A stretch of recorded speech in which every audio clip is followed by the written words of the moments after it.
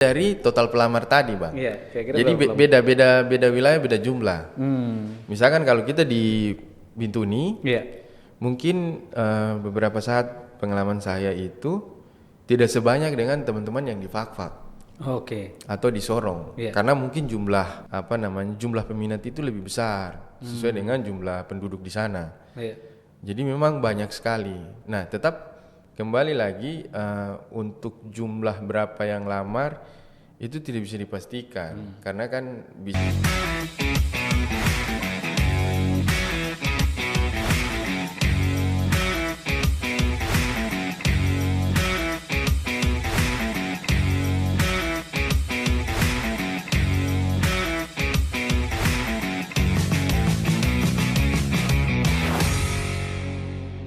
Halo Tribuners, jumpa lagi dengan kami tribunpapubarat.com di acara Kitorang Bicara. Saya Tarsisius Tomanayo saat ini bersama dengan Bang Budi Nawarisa ya.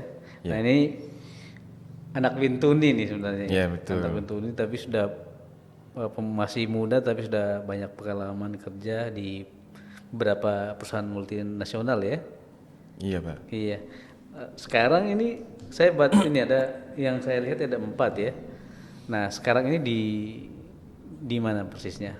Jadi saat ini memang saya di salah satu industri migas, cuman kerjanya itu ikut dari teman-teman dari Jakarta. Oke. Jadi sebagai satelit saja bagian untuk support proyek di lokasi begitu, Bang. Oke. Nah, boleh ceritakan sedikit ini, karena kan selama ini banyak gambaran bahwa betapa sulitnya anak-anak Papua masuk ke dunia kerja seperti itu. Nah, tapi bagaimana Bang Budi waktu itu akhirnya bisa masuk ke beberapa perusahaan itu? Oke, jadi untuk masalah perekrutan tenaga kerja ini berarti kan kita melalui beberapa proses. Ya. Salah satu prosesnya adalah kita mengikuti prosedur yang kemudian disampaikan lewat Disnaker. Oke. Misalkan kebutuhan tenaga kerja apa, persyaratannya apa, standar-standarnya apa, kayak begitu. Jadi memang yang perlu kita lakukan adalah kita lihat dulu nih, Bang. Yeah. Jadi misalkan di dinas tenaga kerja ini lagi butuh tenaga apa, nah maka kemudian kita harus mempersiapkan diri, mulai dari CV kita.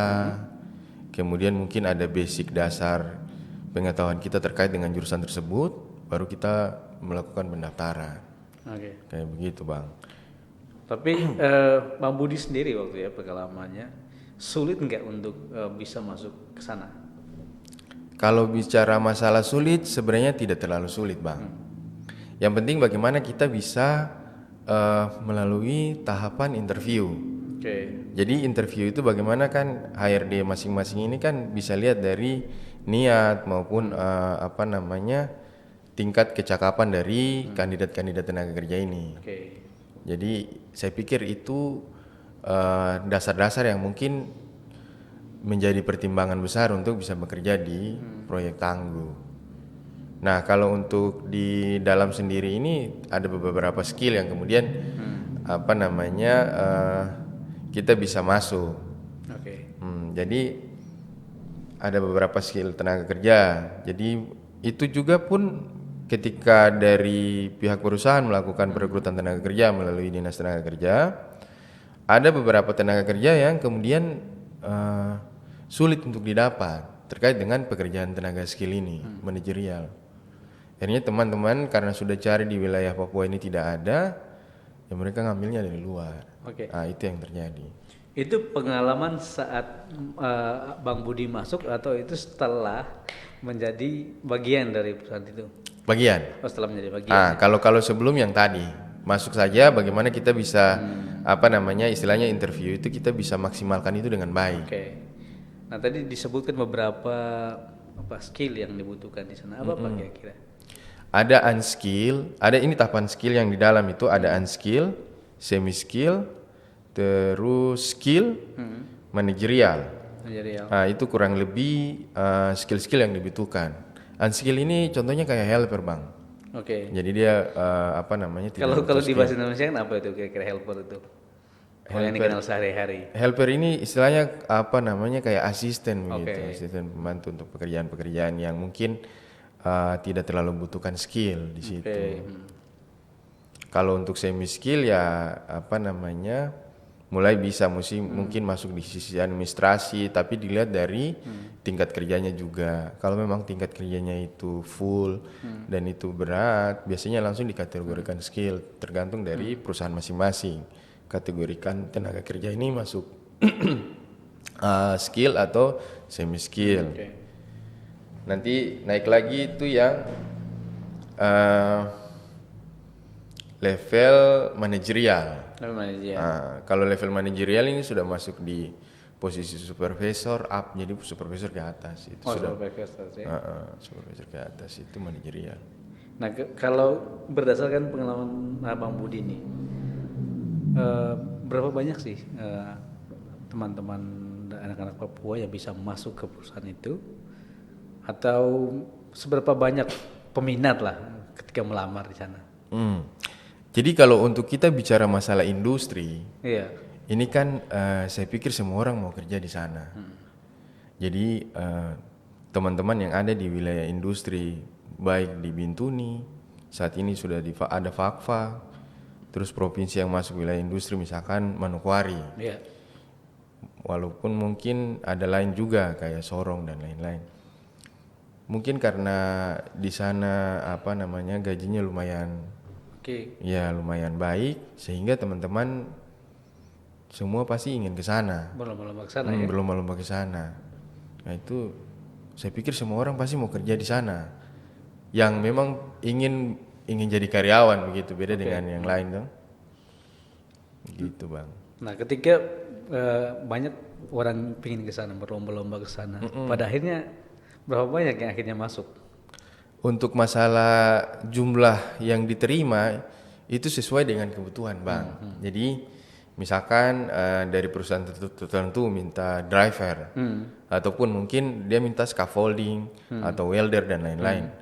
Nah ini sesuai kebutuhan. Jadi di dalam proyek itu setiap perusahaan itu punya pekerjaan yang berbeda-beda. Oke. Ada yang mungkin sama tapi itu cuma 1-2 saja, tidak keseluruhan. Jadi kebutuhan itu pun sesuai dengan kebutuhan perusahaan tadi. Misalkan mereka minta welder 10 orang. Ya. Nah berarti yang diambil hanya 10. Hanya 10. Walaupun toh nanti yang melamar itu misalkan sampai 200 sampai 500 orang, tapi tetap akan diseleksi, yang diambil tetap hanya 10. Karena kan tidak mungkin kita butuh 10 orang, kita rekrut lebih dari 10. Betul. Nah ini tidak mungkin seperti itu. Kayak begitu bang. Nah, itu dia maksud saya tadi. Kalau perbandingannya antara yang masuk, katakanlah butuh 10 orang ya. Tapi seberapa banyak yang melamar itu untuk mendapatkan 10 itu? Dapat 10 ini dari total pelamar tadi bang. Iya, kira-kira Jadi beda wilayah, beda jumlah. Misalkan kalau kita di Bintuni, Iya. mungkin beberapa saat pengalaman saya itu tidak sebanyak dengan teman-teman yang di Fakfak Oke. atau di Sorong. Iya. Karena mungkin jumlah jumlah peminat itu lebih besar sesuai dengan jumlah penduduk di sana. Iya. Jadi memang banyak sekali. Nah, tetap kembali lagi untuk jumlah berapa yang lamar itu tidak bisa dipastikan, karena kan bisa saja lebih banyak, bisa saja mungkin tidak terlalu banyak. Ini beda-beda. Beda ya. Jadi memang ini juga mungkin perlu. Jadi misalkan permintaan tenaga kerja itu harusnya diumumkan. Oke. Misalkan di radio, terus mungkin di media-media lain. Iya. Terkait dengan permintaan tenaga kerja. Dan yang harus lakukan ini saya pikir mungkin dari dinas tenaga kerja, mungkin ada tektokan dengan pihak perusahaan, sehingga pemberitahuan ini tidak hanya di dinas tenaga kerja, tapi di media-media lain, karena akses informasi terkait dengan permintaan tenaga kerja ini kan kadang tidak dijangkau oleh teman-teman kita yang memang jauh dari akses informasi. Maka kemudian ini harus perlu juga dari dinas kerja bisa mungkin media apakah untuk memberitahukan bahwa oh ini ada penerimaan tenaga kerja. Saya kira kalau misalkan hal itu dilakukan, maka kemudian ada semakin banyak teman-teman yang ingin bekerja. Dari situ kan kita lihat bahwa memang ada peminat orang untuk bekerja di sebelah di LNG Tangguh ataupun industri lain di wilayah pesisir ini. Oke. Nah, seberapa kompetitif sih sebenarnya teman-teman dari anak-anak Papua di saat melamar itu? Misal katakanlah ada 10 orang, itu nilai antara satu dengan yang lain itu sebenarnya dekatan atau bagaimana? Untuk kompetitif atau nilai itu kan biasa didapat setelah melakukan interview. Betul. Saya pikir semua anak-anak Papua maupun teman-teman dari luar yang sudah hidup di Papua semua punya nilai baik. Tapi kan kemudian kita tetap mengambil yang memang betul-betul terbaik dari yang tadi itu. Jadi itu memang seleksi itu memang betul-betul dilakukan. Jadi perekrutan juga kita harus lihat dari standar-standar prioritas yang kemudian harus bisa dilakukan. Misal mungkin kalau bisa ada tenaga kerja skill di Papua, ya kalau bisa kita ngambil di sini kayak begitu. Jadi tidak serta-merta peluang-peluang itu kemudian tidak tidak terlalu terbuka untuk wilayah-wilayah Papua. Itu juga perlu dilakukan. Jadi ini sebenarnya tugas Dinas Tenaga Kerja untuk bagaimana bisa berkolaborasi dengan pihak perusahaan untuk bisa menjawab tantangan-tantangan ini tadi. Kemudian tadi di tahap mana sih biasanya para pelamar itu berguguran misalnya? Biasanya di interview tahap awal. Biasa kan awal sekali itu pemberkasan administrasi.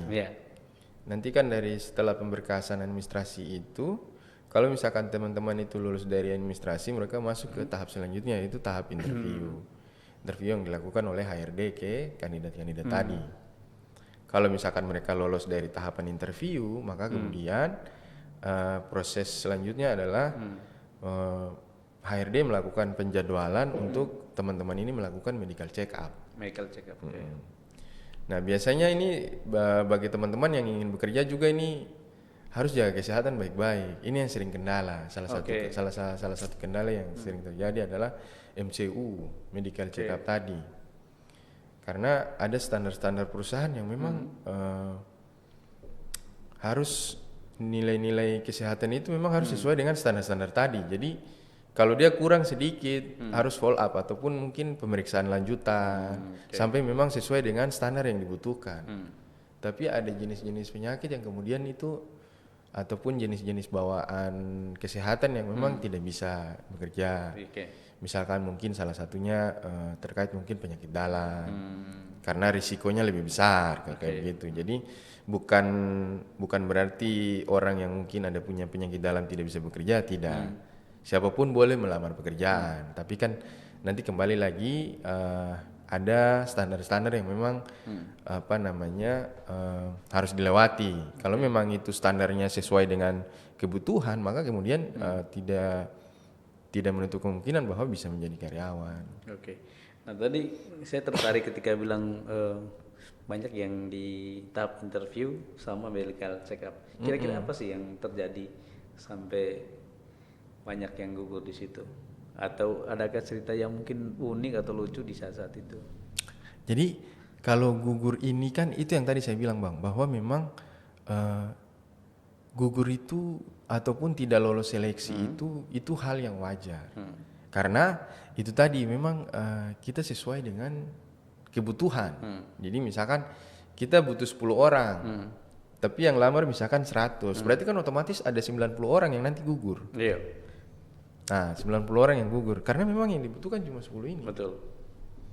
Nah, itu tahapan-tahapan administrasi, interview sampai dengan medical check up. Nah, itu Bang. Jadi memang ini juga yang memang jadi kendala Bang. Terkait dengan medical check up. Ada proses ataupun prosedur medical check up itu yang sangat lama.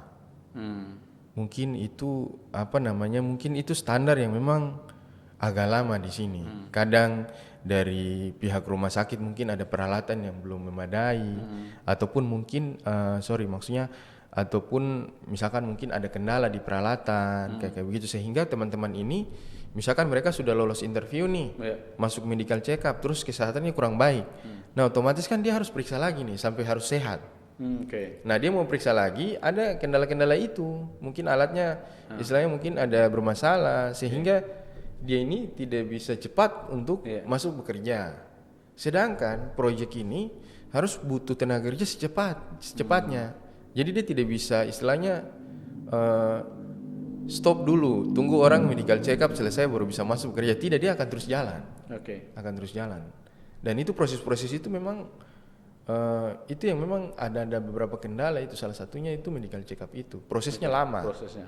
Terus prosedur pemberitahuan tenaga kerja itu juga agak lama. Nah ini skema-skema yang lama-lama ini saya pikir ini harus dipikirkan juga dari pihak perusahaan.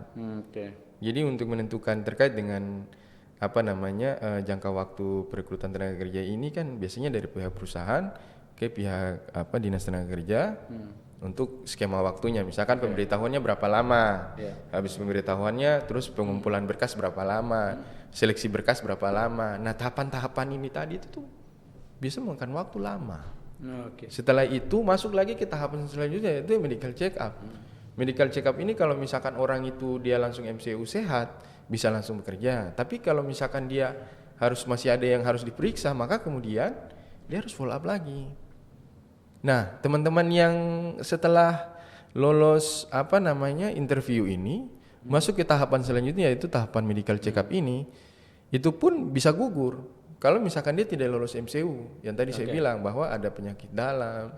Maka kemudian teman-teman yang mungkin punya kesempatan telah lolos interview, dia harus jaga kesehatan baik-baik sehingga bisa bisa melewati tahapan itu, tahapan medical check up itu. Nah sepengalaman Bang Budi nih dari beberapa perusahaan itu, pada akhirnya anak-anak Papua itu diterima di bagian apa sebenarnya? Kalau anak-anak Papua ini kan kita bicara terkait dengan skill tadi. Jadi memang tenaga kerja yang sering diterima di wilayah kita pesisir ini, memang mereka melihat dari kebutuhan juga, Bang. Jadi misalkan mereka buka tenaga kerja skill ataupun manajerial, nah itu tuh itu harusnya diperbanyak juga, karena kalau saya pikir Bang, di Papua ini banyak teman-teman yang skill. Nah ini juga jadi PR sih buat pihak perusahaan bahwa kalau bisa tenaga kerja yang ada di wilayah Papua, khususnya kita di Papua Barat dan Papua Barat Daya ini yang masuk di zona industri ini, kemudian terkait dengan tenaga kerja skill ini kalau bisa juga diprioritaskan.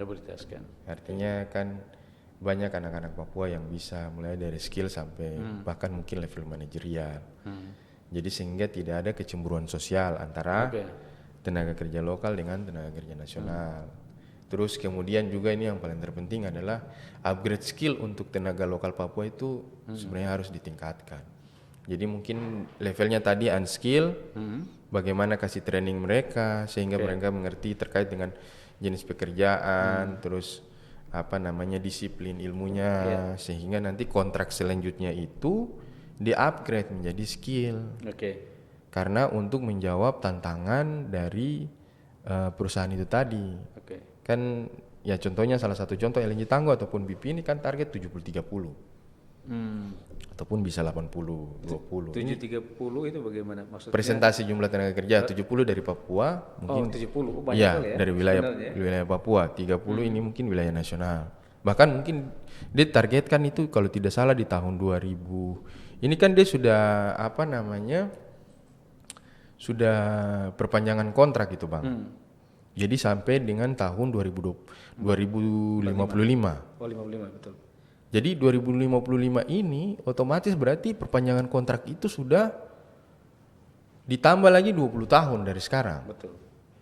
Nah, maka kemudian target-target yang tadi itu Ya itu bahwa upgrade skill tenaga kerja lokal ini harus dilakukan, baik di dalam perusahaan maupun di luar. Oke. Ini perlu, kalau tidak ya minta maaf teman-teman yang tadi mungkin kerja di dalam, contohnya dia cuman helper. Iya. 2, 3 tahun, 4 tahun dia akan kembali dengan pekerjaan yang sama. Oh, oke. Bahwa ini tidak akan ada perubahan. Maka kemudian perlu memang dilakukan upgrade skill terkait dengan pekerja-pekerja lokal ini. Bagaimana mereka punya skill biar meningkat supaya sehingga hal ini kan kemudian bisa menjawab tantangan tadi bahwa posisi-posisi slot-slot mulai dari semi skill sampai posisi manajerial itu kalau bisa ya banyak anak-anak dari sinilah. Oke. Nah, saya tertarik dari dua hal sebenarnya. Sebelum saya soal upgrade skill, saya ingin tahu dari 70-30 tuh yang 70 itu selalu terpenuhi atau seperti apa sebenarnya? Kalau untuk jumlah presentasi 70-30 ini kan kemudian yang kita baca di beberapa media, karena kan ini kan yang disampaikan itu adalah tenaga kerja yang dari wilayah Papua. Betul. Wilayah Papua ini wilayah Papua mana? Papua ini luas. Ini kita harus juga mapping dia baik-baik. Oh iya. Bisa saja mungkin teman-teman dari wilayah Papua lain. Tapi kan sebenarnya justru itu tidak menjawab tantangan masalah yang ada di wilayah sekitar proyek itu. Jadi kalau bisa ya, kalau bisa ya prioritaskan masyarakat di situ lah. Ya. Artinya masyarakat yang memang hidup di pinggiran area proyek tadi. Oke, maksud saya gini, ketika kita semua di Papua ini, anak-anak Papua diberi kesempatan untuk 70%, katakanlah 70% itu misalnya 70 orang. Apakah semuanya itu yang lowongan 70 orang itu terisi semua, ataukah karena tadi masalah di skill itu belum di-upgrade, akhirnya yang keterima itu misalnya 60 tidak terpenuhi karena ada standar perusahaan ya. Nah tiba-tiba akhirnya diisi dari luar. Apakah memang ada kejadian seperti itu atau bagaimana? Iya. Jadi kalau misalkan mereka butuh tenaga kerja, misalkan posisi supervisor atau apa, ya kalau misalkan tidak ada di wilayah Bintuni ataupun Fak-Fak Sorong, Manokwari, maka kemudian mereka ambil dari luar. Ya itu yang terjadi. Jadi makanya teman-teman, ya itu yang real, maksudnya itu yang memang terjadi, bahwa kalau misalkan tenaga kerja kita misalkan mereka minta posisi supervisor atau asisten manajer sampai manajer. Nah posisi-posisi ini kan mungkin tidak dapat di wilayah-wilayah ini tadi. Maka mau tidak mau mereka ngambil di luar. Jadi sesuai standar perusahaan ya? Ya sesuai standar perusahaan itu. Jadi itu tantangannya, itu salah satu. Nah akhirnya kita beralih ke upgrade skill mau tidak mau. Nah kalau menurut Bang Budi nih, ya katakanlah mungkin di sekolah juga bisa ya upgrade skill sejak dari SD katakanlah sampai SMA lalu ke perguruan tinggi. Tapi ada tugas pihak lain yang bisa membuat skill anak-anak Papua ini lebih baik gitu. Selain perusahaan ya, atau tadi mungkinkah dinas tenaga kerja atau bagaimana? Ya, jadi hal ini juga bisa jadi masukan juga bagi kita bersama, bahwa memang keterlibatan pemerintah daerah itu penting. Itu sangat dibutuhkan karena terkait dengan kita bicara masalah training ini kan pasti harus punya istilahnya BLK. BLK kan sudah ada. Terus kemudian mungkin mereka bisa upgrade dia sesuai dengan sertifikasi kebutuhan di dalam. Perusahaan maksudnya? Perusahaan ya. Kan ada BNSP, ada beberapa sertifikat yang kemudian ada toh. Nah ini pemerintah daerah kemudian harus berkolaborasi dengan pihak perusahaan. Itu yang tadi saya bilang bahwa pemerintah juga harus membuka diri, pihak perusahaan juga harus bisa membuka diri. Bagaimana kalian ini sama-sama duduk kemudian pikir solusi yang terbaik untuk bisa menjawab tenaga kerja tadi. Tapi kalau misalkan hari ini jalan sendiri-sendiri, maka kemudian yang akan terjadi ya itu pengangguran akan tetap banyak. Mau gitu kita butuh 10, misalkan kita butuh 10.000 tenaga kerja pun akan banyak karena tadi tidak disiapkan tenaga-tenaga ini. Maka kemudian pemerintah daerah ini harus membuat semacam BLK ataupun mungkin Perusda yang melakukan training sesuai dengan plan project tenaga kerja. Jadi misalkan nih proyek apa begitu industri. Jadi ini mereka punya plan ini. Katakanlah sekarang ada pupuk di Fak-Fak misalnya. Iya, itu tuh biasanya mereka punya plan. Jadi itu ada orang-orang planner di project-project itu yang mereka punya tahu kebutuhan-kebutuhan dan lain-lain. Jadi misalkan mereka butuh hari ini semester ini mereka butuh tenaga kerja apa. Terus tahun pertama mereka butuh tenaga kerja apa, tahun kedua mereka butuh tenaga kerja apa. Itu tuh sudah ada. Dan pihak pemerintah harusnya mengetahui hal ini dan kemudian menjawab semua tantangan yang tadi melalui training-training yang tadi. Trainernya dari perusahaan. Trainernya bisa. Saya pikir itu bisa kolaborasi dengan pihak perusahaan. Mungkin skemanya nanti mereka bisa atur bagaimana, ataupun mungkin bisa datangkan trainer dari luar yang memang punya kapasitas untuk bisa mengeluarkan sertifikat sesuai dengan standar mutu yang diminta oleh pihak perusahaan. Artinya sebenarnya tidak ada pilih kasih di sana ya? Tidak ada, sebenarnya tidak ada pilih kasih kayak begitu. Oke. Nah, kalau sebenarnya selain apa ya? Selain dari dinas tenaga kerja misalnya, tapi kalau yang sepengalaman Bang Budi nih, sebenarnya anak-anak Papua itu memang punya kemauan ya untuk mengupgrade skillnya secara pribadi ya. Adakah mungkin tahu atau seperti apa? Anak-anak Papua ini pada dasarnya mereka ini cerdas, Bang. Tinggal bagaimana kita melakukan pendekatan, pendampingan, kemudian mereka ini tidak bisa kita langsung perintah, tapi kita harus mencontohi dulu. Artinya memberi contoh dulu. Ya, memberi contoh. Jadi teman-teman Papua ini cara pendekatannya berbeda memang dengan teman-teman dari luar Papua. Teman Papua pendekatannya mungkin kita ngopi, atau duduk makan pinang kayak gitu. Jadi itu tuh ada semacam rasa bahwa oh ini dia bagian dari kita. Kemudian apa yang kita sampaikan pasti mereka akan nurut kalau itu baik untuk untuk skill mereka. Dan anak-anak Papua ini pintar-pintar, Bang. Maksudnya mereka rajin-rajin, tapi itu kesempatan ini harus diberikan untuk mereka juga. Kalau bisa lebih banyak kesempatan buat mereka lah. Ini kan kita bicara masalah kemanusiaan. Kalau sudah ke situ jadi itu juga itu yang perlu dilakukan sih. Kesempatan yang tadi itu. Kalau misalkan dia tidak bisa langsung jadi skill, tidak masalah.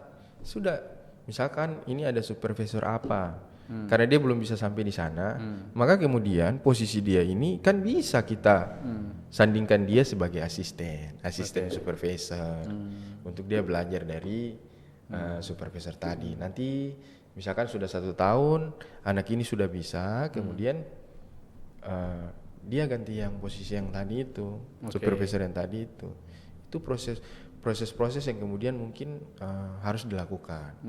Awalnya dia mungkin secara tanggung jawab, disiplin dan lain-lain bagus. Tapi kemudian kalau kesempatan itu tidak ada, ya mau bagaimana? Maka kemudian dia akan tetap begitu.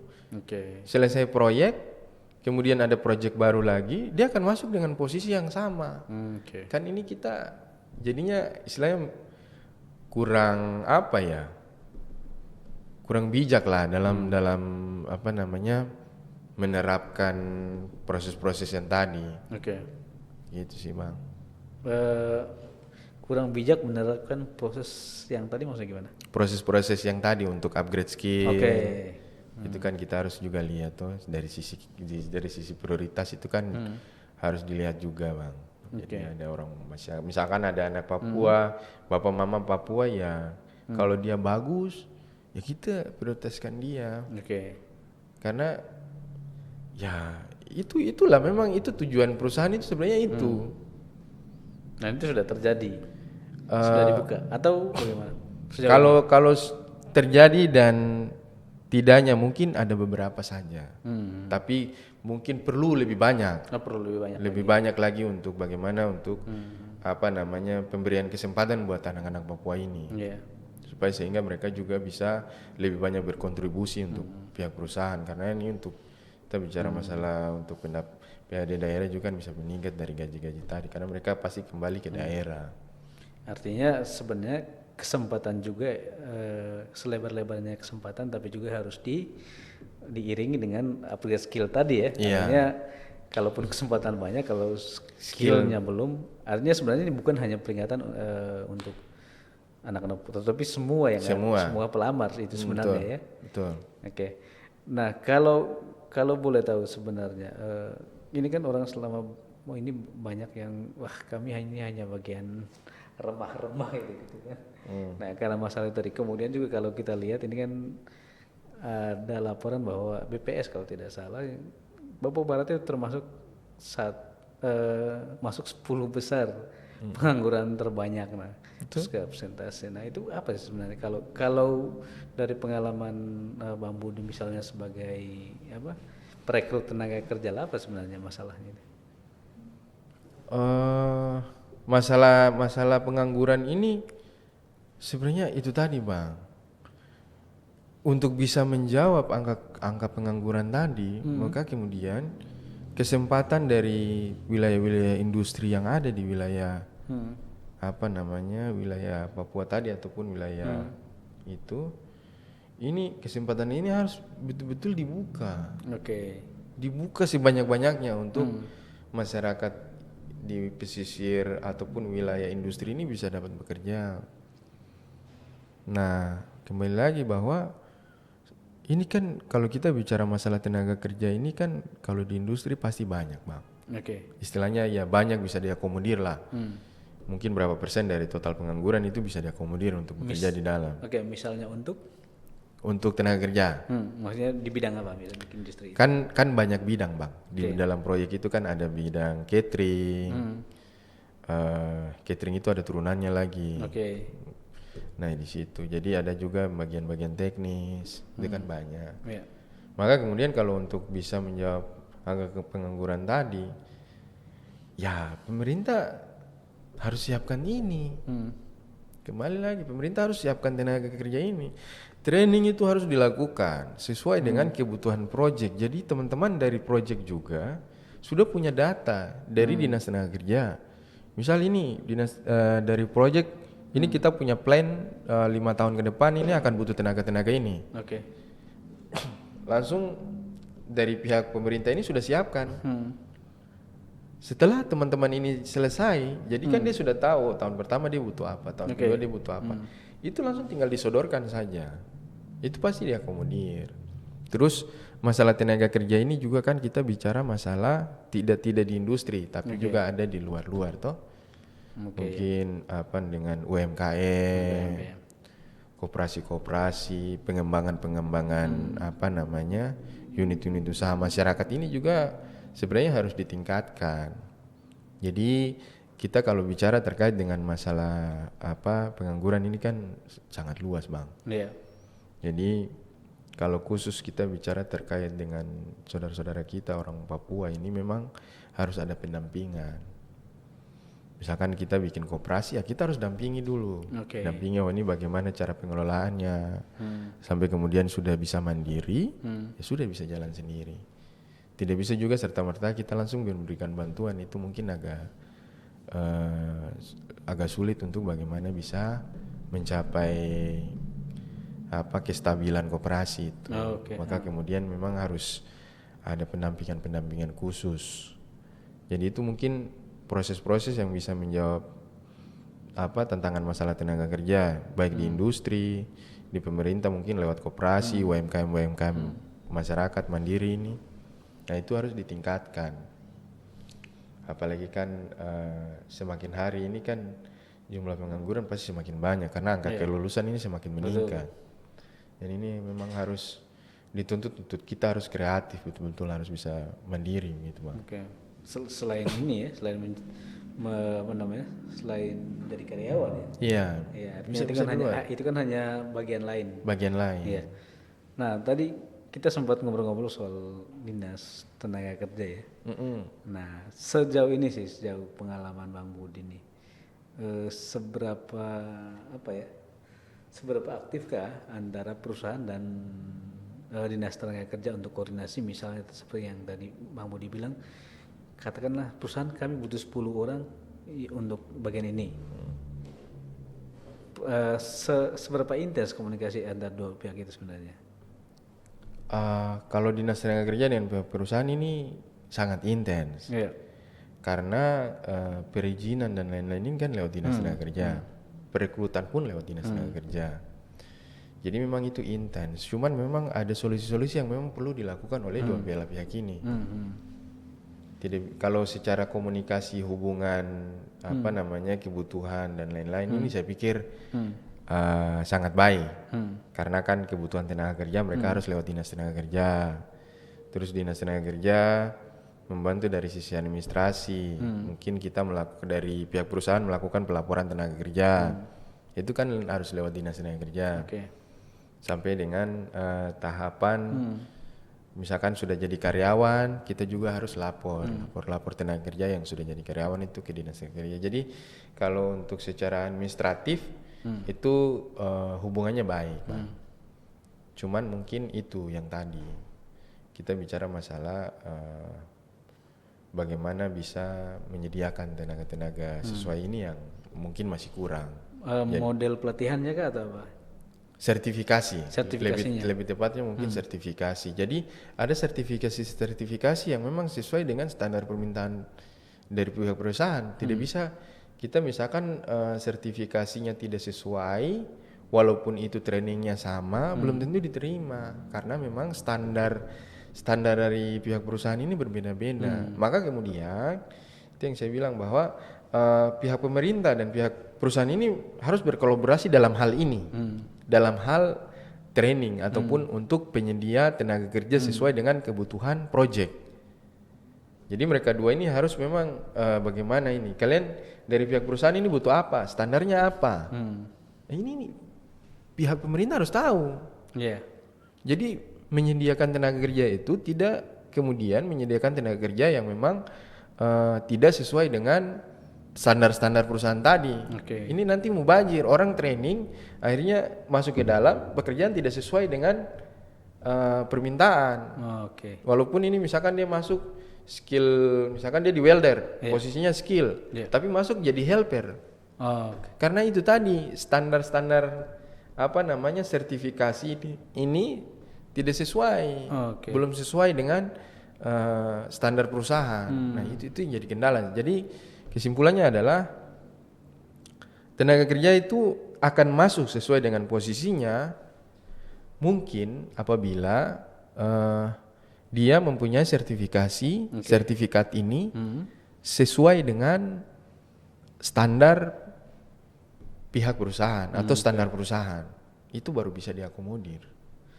Bagaimana mewujudkan standar perusahaan itu? Apakah memang katakanlah harus trainernya dari perusahaan itu, atau hanya dikasih misalnya kami butuh yang model seperti ini, terserah trainernya dari mana?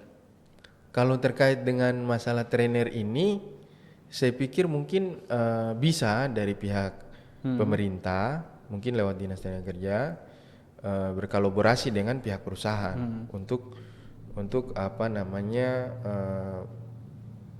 trainer-trainer yang berkualitas begitu. Karena kan di perusahaan ini kan banyak tenaga kerja yang sudah lama-lama, yang mungkin ada beberapa yang sudah bisa mengeluarkan sertifikat. Itu kan ada pekerja-pekerja juga, tapi sudah istilahnya sudah bisa mengeluarkan sertifikat yang memang sesuai dengan kebutuhan. Nah, trainer-trainer yang dari apa namanya pekerja industri ini yang kemudian harusnya ini istilahnya dibantu untuk melakukan training buat teman-teman yang ada di sini. Maka pihak perusahaan juga harus terbuka tentang ini, trainer-trainer ini. Jadi tidak bisa pihak perusahaan kemudian diam saja membiarkan pihak pemerintah, ini tidak akan jalan. Maka kemudian pihak pemerintah juga dengan pihak perusahaan harus duduk bersama bagaimana berpikir untuk solusi terbaik menjawab tantangan permasalahan pengangguran ini lewat tenaga kerja industri. Jadi itu mungkin bisa dilakukan kalau dari pihak pemerintah ini kan, kalau pihak pemerintah yang menyampaikan maksud ini, saya pikir pihak perusahaan juga akan mengikuti, Bang. Oke. Jadi begitu, Bang. Oke, ini kayaknya kita sudah di ujung acara ya. Siapa? Ya, tapi sebelum itu saya juga mungkin